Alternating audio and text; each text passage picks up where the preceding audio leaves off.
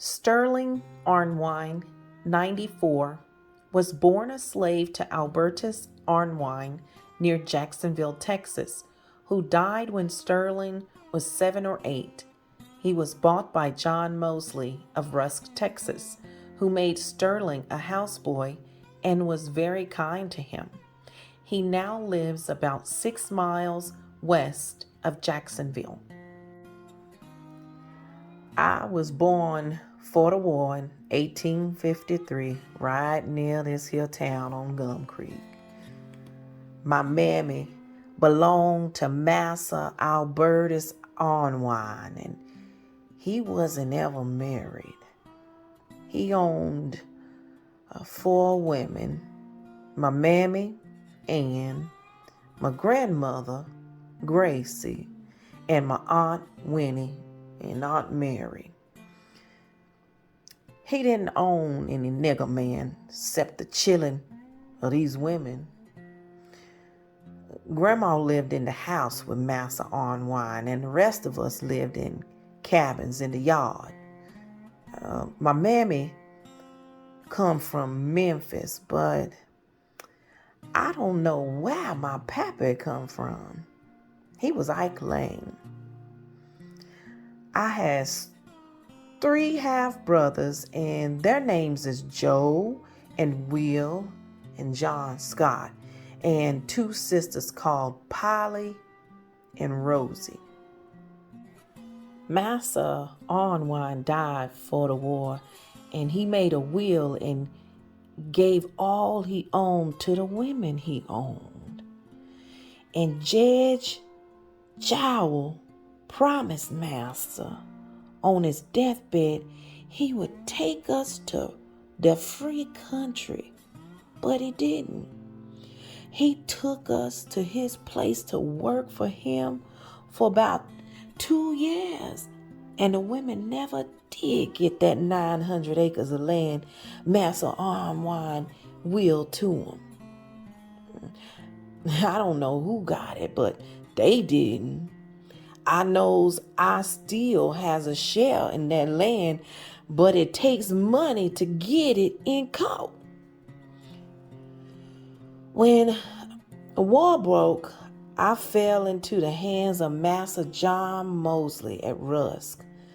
They brought the dogs to round us up from the fields while we was working. I was the only one of my family to go to Master John. I never did work in the fields at Master John's place. He said I must be his houseboy, and houseboy I was. Massa was so good to me, and I did love to be with him and follow him round. The kitchen was out in the yard, and I had to carry the victuals to the big dining room. When dinner was over, Master John took a nap, and I had to fan him. And laws in me, I'd get so sleepy, I can hear him now, for he'd wake up and say, "Go get me a drink out of the northeast corner of the well." We had straw and grass beds. We put it in sacks on the ground and slept on the sacks. I don't remember how much land Master John had, but it was a big place, and he had lots of slaves. We children had supper early in the evening, and mostly cornbread and hog meat and milk. We all ate from a big pot. I learned to spin and weave and knit and made lots of socks. Master John had 2 stepdaughters, Miss Molly and Miss Laura, and they went to school at Rusk. It was my job to take them there every Monday morning on horses and go back after them Friday afternoon. I never earned no money for freedom come, but Once my brother-in-law gave me $5. I was so proud of it. I showed it to the ladies, and one of them said, "You don't need that." And she gave me 2 sticks of candy and took the money. But I didn't know any better then.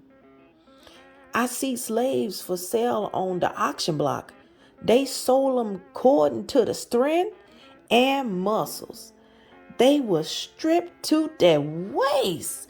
I see the women and little children crying and begging not to be separated. But it didn't do no good. They had to go. The only church I know about was when we get together in the night and have prayer meeting and singing. We used to go way out in the woods so the white folks wouldn't hear nothing.